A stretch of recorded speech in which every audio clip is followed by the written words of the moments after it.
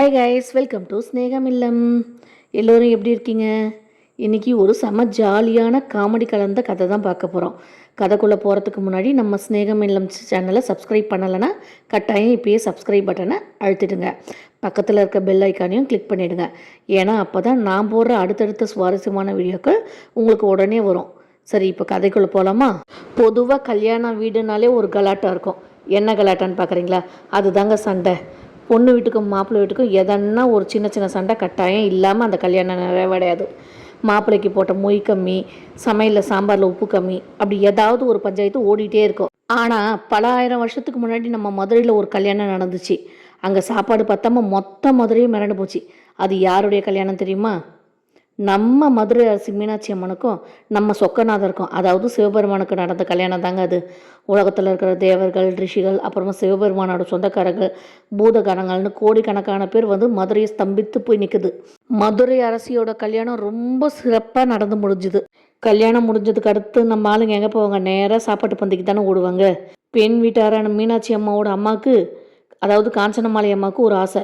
தம் வீட்டு கல்யாணத்தில் வந்தவங்க எல்லோரும் வயிறார சாப்பிடணும், மதுரை சாப்பாட்டோட பெருமை உலகத்துக்கே தெரியணும்னு ஊரில் இருக்கிற பெஸ்ட்டு சமையல்காரங்களை வச்சு மலையாக சமைச்சு வச்சுருந்தாங்க. அந்த சமையல் கூடத்தில் என்னென்ன வாசனை வருது தெரியுமா? அண்டாண்டவா நல்லா மணக்க கத்திரிக்காய் சாம்பார், முறுன்னு உருளைக்கிழங்கு வறுவல், நாக்கில் வச்ச உடனே கரையிற மாதிரி சக்கரை பொங்கல், வாசனைக்கு நெய் மிதக்கிற பருப்பு, அப்புறமா குடங்குடமாக ஏலக்காய் தட்டின பால் பாயசம். அப்பாடா, நினைக்கும் போதே நாக்கில் எச்சி ஊறுதில்ல. ஆனால் பாருங்களேன், கல்யாணத்துக்கு வந்த தேவர்கள் எல்லாம் ரொம்ப நாகரிகமாக கொஞ்சம் சாதம் வச்சாங்க, கொஞ்சம் பாயசம் வச்சு சாப்பிட்டாங்க, ரொம்ப கம்மியாக சாப்பிட்டு முடிச்சிட்டாங்க. சாப்பாடு பார்த்தா இன்னும் அப்படியே மலை மாதிரியே மிச்சம் இருக்குது.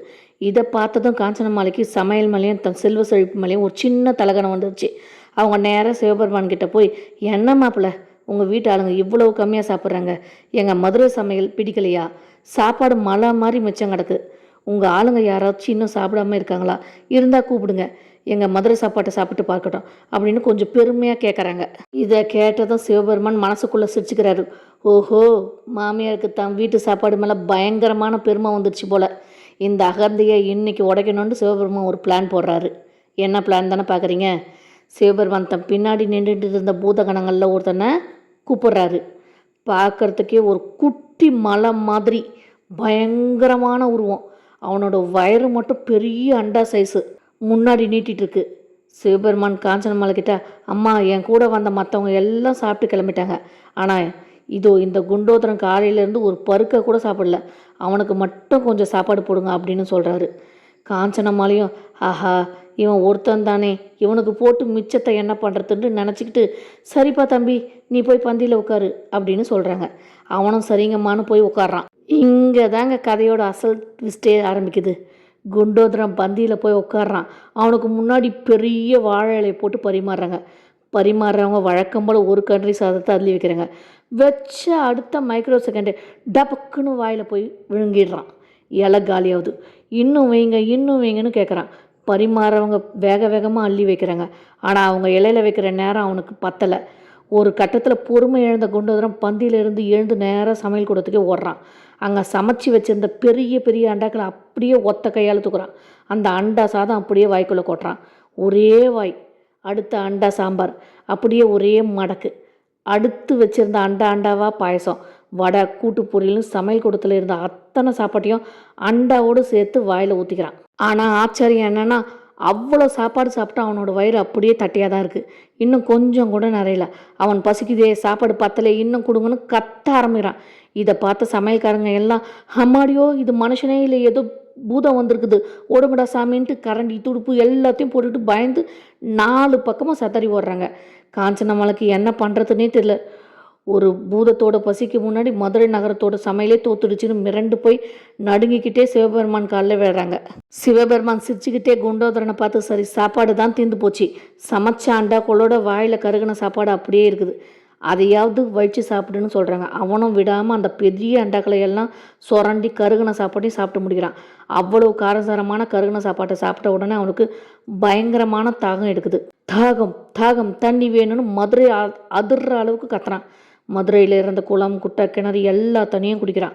மதுரை நகரில் இருக்க அத்தனை கிணத்து தண்ணியும் காலி. ஆனால் அவனோட தாகம் அடங்கவே இல்லை.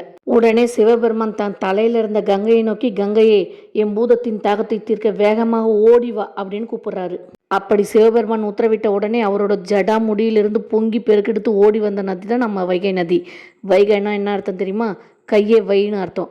தாகத்துக்கு இந்த நதியில் கையை வச்சு தண்ணி குடின்னு சிவன் சொன்னதால் அதுக்கு வைகைன்னு பேர் வந்துச்சு. அந்த நதி நீரில் குண்டோதரன் கையை வச்சு மடக்கு மடக்குன்னு தண்ணியை குடிச்சு ஒரு வழியாக தன் தாகத்தை அடக்கிட்டு அப்பாடான்னு பெருமூச்சு வாங்குறான்.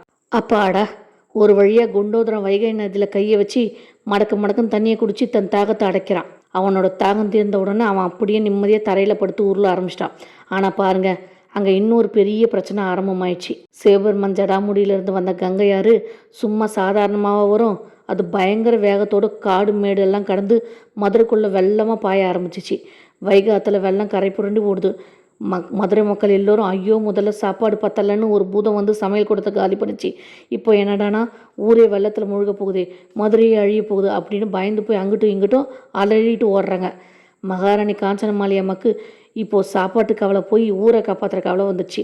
அவங்க பதற்றத்தோட, மாப்பிள்ளை எப்படியாச்சும் இந்த வெள்ளத்தை கட்டுப்படுத்துங்க, மதுரை மக்களை காப்பாற்றுங்கன்னு சிவபெருமான் கிட்ட கையை கூப்பி கெஞ்சுறாங்க. அப்போ நம்ம சொக்கநாதர் என்ன பண்ணாரு தெரியுமா?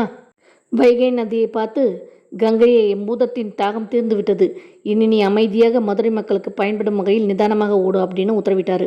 அவ்வளவுதாங்க.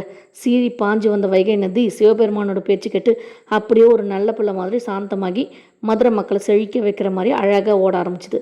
மக்கள் எல்லோரும் நிம்மதி பெருமூச்சு விட்டாங்க. அப்பாடா, ஒரு வழியாக வெள்ளமும் கட்டுக்குள்ளே வந்துச்சு. குண்டோந்திர வயிறும் நிறைஞ்சிருச்சு. அந்த பூதம் மெதுவாக எழுந்திருச்சு தம் பெரிய வயிற்றை தடவிக்கிட்டே சிவபெருமானோட காலில் விழுந்து வணங்குது.